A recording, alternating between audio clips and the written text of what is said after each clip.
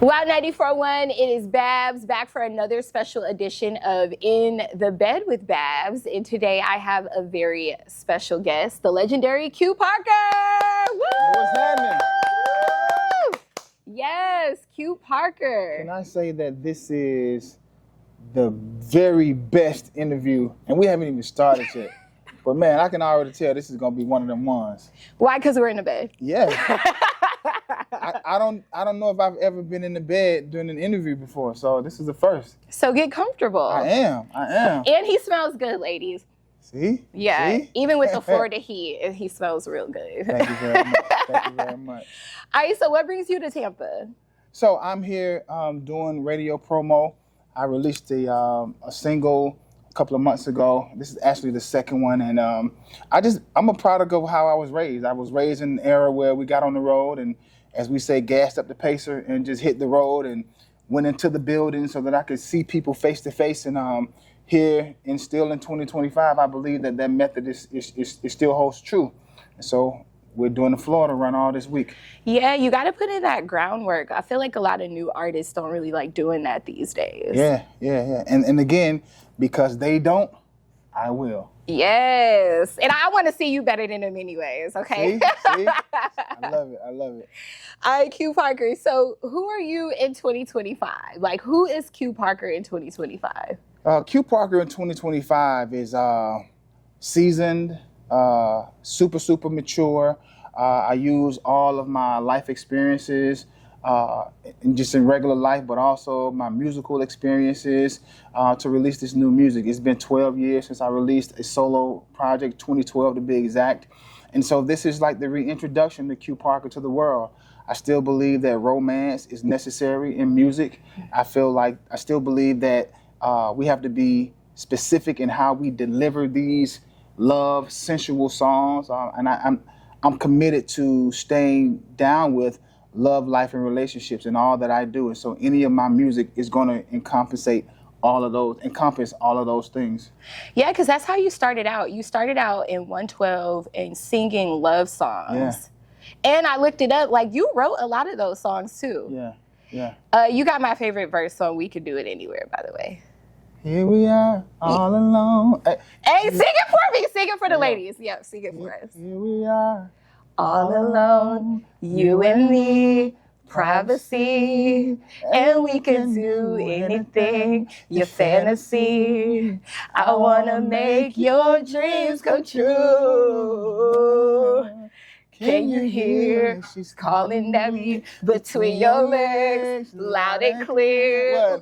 I talk back to her, make love to her. I wanna hear you scream my name. Yes. You still got it. Well, thank you. Okay, you still very much have it. All right. Thank you so much. So how was it like? You're from Atlanta. What was that first time like you being signed? You in 112. What was that feeling like getting signed? It was equivalent to the 5 Heartbeats or the Temptations movie, where we were still recording the first album, and to hear your song being played on the radio for the first time, that was monumental. But to get the record deal itself was an enormous feat, because when you think about it, in our era, everybody was a group. Right. And when we were rehearsing, it was probably 1,000 other groups in their basement, garage, rehearsing too. And so to be one of the thousands to actually get a record deal, the record deal for us symbolized that we had made it. Little did we know that it was just so much, coming ahead of us, but to get the record deal meant everything to us. Now, did y'all really look at y'all paperwork, or did y'all just sign? Did not. And, that was one of the first lessons of my teenage years, to be better at knowing the business side of the industry, which is why through my foundation, I have programs for the youth that not only nurture their skills, but also teaches them the business side of the industry. Because as a 17-year-old, I thought as long as I could sing and as long as I was talented, that's all that I needed. But little did I know that you know, that was the smallest component of it. Yeah. Now, did you have your parents go with you to sign, or was it just you and the crew that way? It was just the four of us and our manager at the time. It was crazy. Our attorney begged us not to sign the deal. And she said, I can get y'all a better deal, because in Atlanta during that time, we had created such a crazy buzz. We were winning all of the talent shows, winning all of the showcases. And so there were labels trying to figure out, you know, how to get us to sign to them.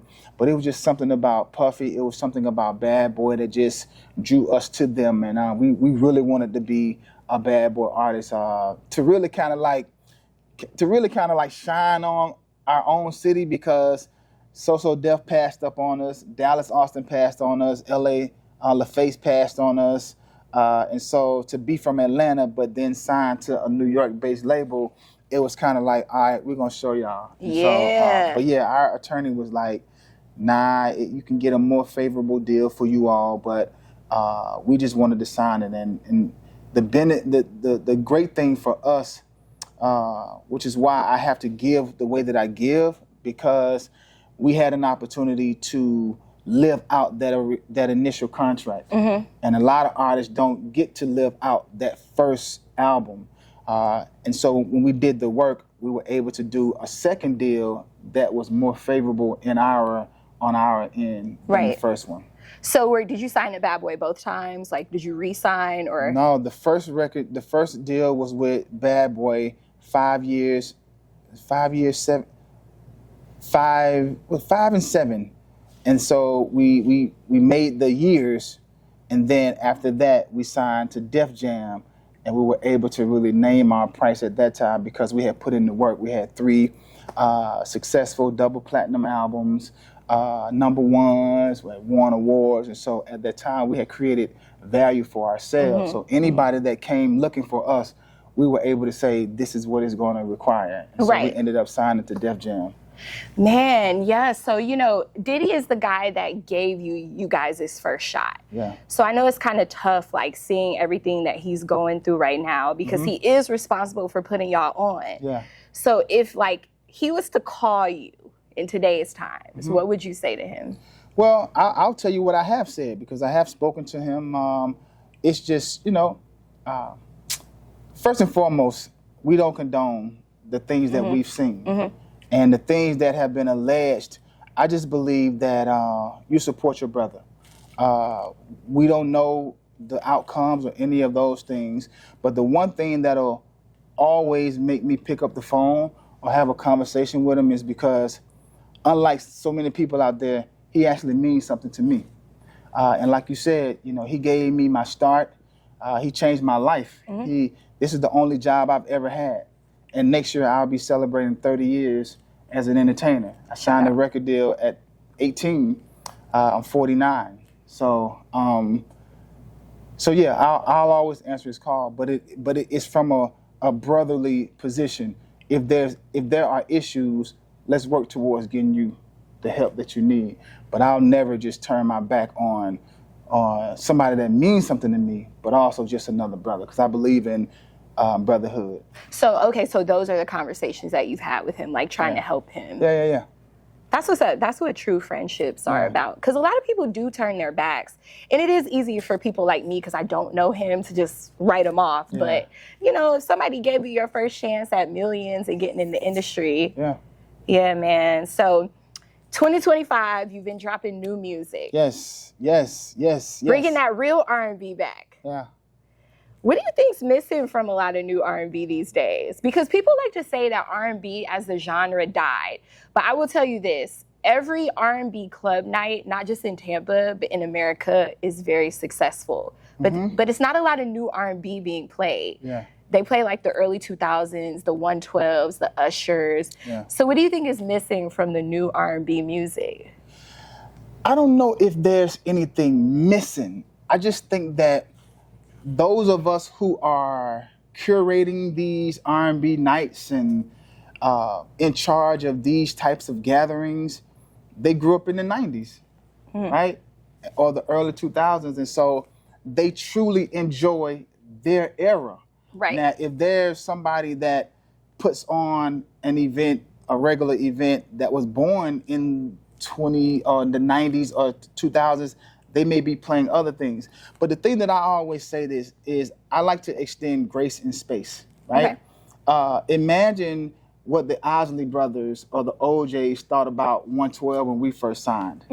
Our version of R&B was totally different from theirs. Yeah. But they gave us the space and grace to interpret our version of R&B the way that we needed to from what was within us. Right. And so as a veteran of sorts today, I still give the grace and the space for today's artists to interpret R&B the way that they do. It may not be what I particularly like, but I still give them the space and the grace. But I just think it was just something about that 90s and early 2000s R&B that, as they say, often imitated, never duplicated. Yeah. It's just that's the sweet spot. And so I'm always grateful because I came up in an amazing era. And when we talk about legacy, my name will forever be mentioned because I was a part, dab smack in the middle of that 90s push of R&B music. For sure. Now you got a Mount Rushmore of R&B groups. Whoa, okay. A Mount Rushmore of R&B groups. I would say Jackson 5. Okay. Temptations. There's 2. Yeah, you got to put 112 in that thing. Yeah, nah. Okay, 112. So you got one more. But I'm going to put 112 5 because I want to give respect to those that came before. Okay, so we're going to do top 5 because Mount Rushmore is only 4. Okay, so we'll do top 5. Okay. So I'll say the Jackson 5, the Temps, Boyz II Men, Jodeci, and 112. That's a solid list right there. I think O would agree. O definitely would agree with that list right there. But I mean, honorable mentioned. There are a lot of honorable mentions. And I like to really give light on those that aren't often mentioned because you're going to say 112, Jagged Edge, Jodeci, Boyz II Men, Next, and Drew Hill. Yep. Like you're going to say those. Those are the often spoken ones. But I want to give some love to like Soul for Real and Portrait and Why Envy and Public Announcement, The Rude Boys, Men of Vision, Lade. Okay. It's so many. It was so many. Troop, yes, man. Men at Large, right? Yeah. What's my Cry No More? What those? Yeah, it's so many when you talk about the legacy of R&B. We just talking about male groups. We ain't even talking about the female. Yeah, what female groups was you really feeling? Oh my God, SWV, my girls from Atlanta, Escape, obviously Destiny's Child, Total. Man, Total.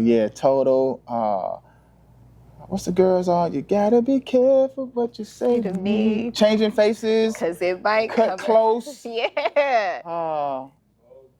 In Vogue. Yeah. Sister. 702. Did you say 702? 702. Yep. Yes, man. Black. Yeah. TLC. Oh my God, man. Yeah. I miss that era of like music. I'm telling you, that was the sweet spot. The 90s. And TLC did a movie. We need 112 to do a movie. It's coming. I like that. It's coming. And let me say this, and I feel like a lot of people would agree. You know, 112 is still touring. They're missing you. There is a missing piece, and it's you up there. Well, I'm missing them too. Really? Nah, I am. I miss my brothers, man. We just got to get some stuff together that will reunite us in a positive, healthy way. But I always just tell the people, keep supporting the brand until you get the brand that you want. And so regardless if you see Q, Mike, Slim, and Deron, the records are the records. The legacy of the music won't ever change. And so if the version of 112 that's currently out is coming into your city, go see it. Right. Go see it. Go support them. But again, as I said, support the brand until you get it the way that you want it. Well, I'm a manifest for y'all to be back together. Come on, let's manifest. Real soon. Let's manifest it. In Jesus' name we pray. Amen. Amen. So basically, the door is open. Yes. It's not shut. The door is always open. Okay. The door is always open. And I'm excited because I think as I said earlier, next year will mark the 30-year anniversary. And I think it would be great for the four of us to celebrate that milestone together. But I also think that the fans would appreciate being able to celebrate with us what we've all accomplished. And I say we, the four of us, as well as the community of supporters for these 30 years. Absolutely. I'll be there. Y'all got to make one of the stops here in Tampa. For sure. We'll definitely be here. Yeah. Now, you wrote a lot of songs for 112. The inspiration come from like girls you were dating? No. So I grew up watching the soap operas. Same. And so when you watch the soap operas, Days of Our Lives? I was a Young and the Restless. Okay. And Bold and the Beautiful. Bold and the Beautiful and Young and the Restless. Okay. So as a songwriter, we write from life experiences or fantasies or just things that your creativity can take you. And for me, being a young teenager who was a late developer, I leaned on what I witnessed on the soap operas. Okay. And the reason I use words like I'm a romantic and I write from a standpoint of romance is because whenever you watch the soap operas, the stories, everything was soft and sensual and romantic, and it was rarely aggressive. And even if they wanted to say something direct, they just chose a way to say it. And so when you listen to records like Peaches and Cream, you know what we're talking about. However, there's a delicate way in which we wanted to deliver it. And anytime I contributed, I just always wanted to be super romantic in how I sang, but also from the lyric and the melody, because I just think it lands more delicate to the ear when it's done in a romantic way. And you know what? I think that's what today's R&B is missing, because it's more like, girl, I want to smash, versus like thinking of a more poetic way to say it. Yeah. You know what I'm saying? Yeah, yeah. And now it's just like, smash me because I got money. Yeah. Like I want to, when I write, I want the song to feel like a date. You know? Okay. I want it to feel like, what time are we linking up? Okay, Be ready at 7. Then I'm going to pull up. I may hit the horn or I may come out. I'll go to the door. And you would do that in 2025? Absolutely. See, they don't do that in 2025, right, Joanna? Absolutely.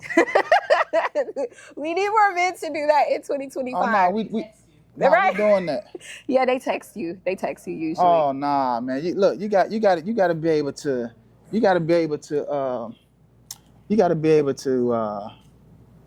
verbalize what it is that you're trying to get through to the female. Like, yeah, so nah, I would never be the texter like that. So how would you tell a girl, I want to take you out the country? How would I tell a girl I want to take you out the country? Yes. Like, baby, like basically you want to fly a girl to Turks and Caicos. So I would never just say, hey, I want to fly you to Turks and Caicos. Okay. I'd say, what time do you get off today? 7 o'clock. 7 o'clock. All right, when you get off, come straight home. Okay. Come straight home. When you come in the door, you'll be led, whether it's rose petals or a scavenger hunt or something that'll lead you to the final destination. Once you get there, it'll say, hey, put this on, open this. And then once you open it, it'll say, hey, wear this when your flight departs at 7:30 to Turks and Caicos, or something like that. Ooh. Now, what would you be expecting if I went out there? What would I be expecting? From the girl? Well, it depends on the level of our relationship. Like, are we serious? Like, are we just dating, or are we just like... We're just dating. Like, you just, you know, we've been talking. Because a lot of men, from my experience, right, they expect, some action if they fly you to Turks and Caicos. So let me say this. When guys have that as the end zone, it could kind of mess up how they get there. Yeah. I'm a sports guy. And so, yeah, you could throw a 99-yard touchdown, but that doesn't happen often. Right. What you have to do is you have to accumulate a couple of first downs and you move down the field. And sometimes a touchdown drive may be 12 plays. Okay. Right? And so with that mindset, I'm going to do all the things that will hopefully lead to the touchdown, as opposed to saying, oh, we're going to score a touchdown on this one play. So I never say, when we go out there, I'm expecting you to give me some when we get out there. Nah, but I'm going to do all the things that's just going to make that shit be like, you dying to give me some because of all the stuff that led up to it. Of course. If all what he said, buying you an outfit, saying when you get off, I mean, how could you not? You know what I'm saying? Like, and I think that's what today is a lot of the guys are missing is the talk game is not very poetic. It's just very direct. And I think because of who they are and how much money they have, it's just supposed to be, you know. You got to bring the romance back. Man, bringing the romance back. Q Parker from the legendary 112. Now, again, you dropped some new music. You dropped some new music in 2025. Tell us about it. What gave you the motivation? So when I sat down with my team in Atlanta, my production team, big shouts out to Black Elvis, Felly the Voice, Al Jamal, Tario, Jay Bush, and it had been 12 years since I released any solo music.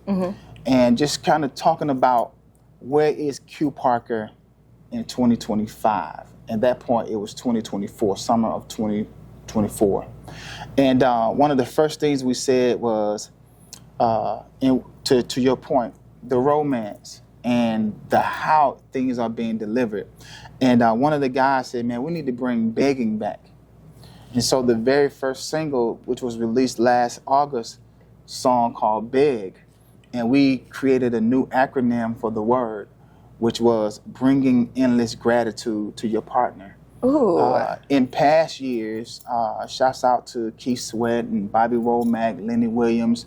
These guys made a career of begging, but they begged for having messed up or asking for forgiveness, apologizing. But our version of beg is you do this consistently just because. I'm going to beg for you because I love you. I'm going to beg to keep us in a great space. So whatever I need from you, it'll be meat falling off the bone because I'm begging consistently. But the catch is she begs for him, he begs for her. It's a dual responsibility because when the both of them are begging for each other consistently and on a daily, then the relationship benefits. Well, when the relationship is good, the house is good. When the house is good, the children are good. When the children are good, the home is good, right? And so that was the first single, Beg, and then we followed that up with the current single now, Keep on Loving. And Keep on Loving, we sampled the Deals to Occasion, which was already a classic, and we wanted to do it justice. And so we kind of interpolated the melody a little bit, but just add some sensuality to it. It's an encounter, a sensual, romantic encounter with your mate, and you want to just keep loving regardless of the highs and lows of the relationship. Let's continue to just keep on loving each other through it. Keep loving each other physically, mentally, emotionally, spiritually. That's deep.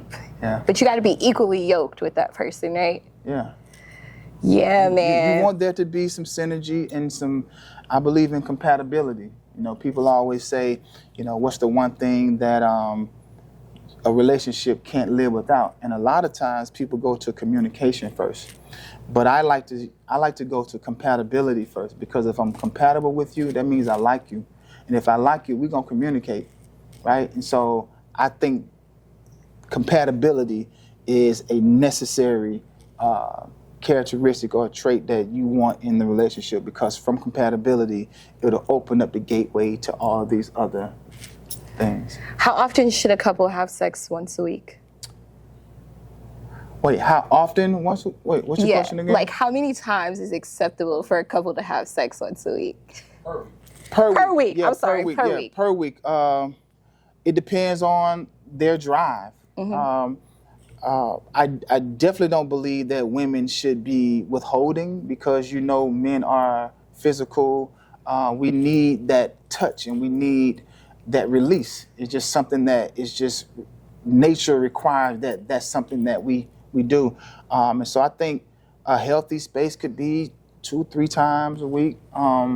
You you don't want anybody to just feel like, they just a little, doing it just to just do to it. be doing it, right?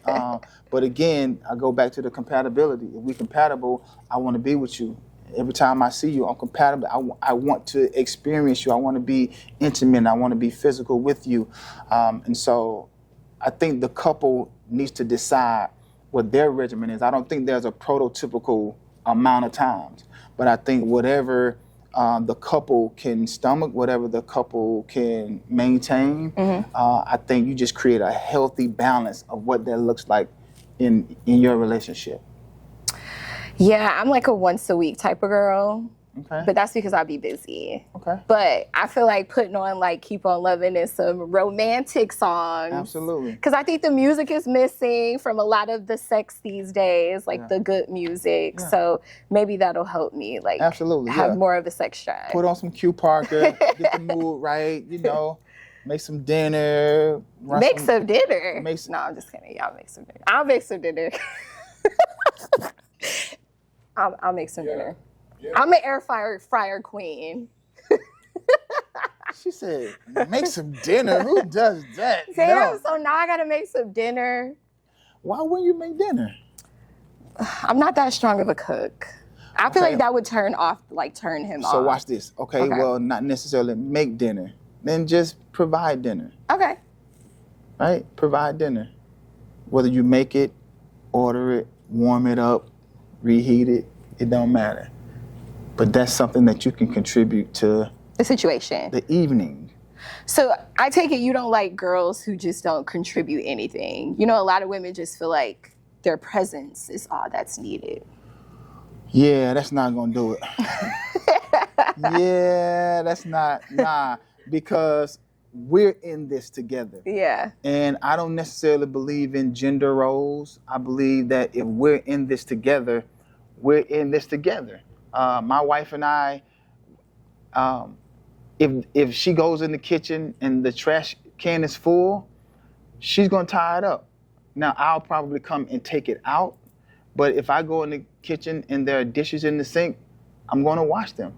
I don't think that because she's the woman, she has to do this. If I get home first, I'll make dinner. If she's home first, she'll make dinner. I think it goes back to what I was saying earlier. You figure out what works for your relationship and not based off of what the Joneses are doing or what Instagram has said, this is what you do. No, you sit down with your partner and you all come up with what is going to make your relationship stay in a healthy, balanced space. Yeah, no, I agree with that. I always want to contribute something to the ticket, even if it's financially, like, even if I could pay, like I've stayed with, men before, my partners, and I'll pay like the cable, the electric, small things like that. You feel me? Like, but at least I'm contributing something. I'm with that.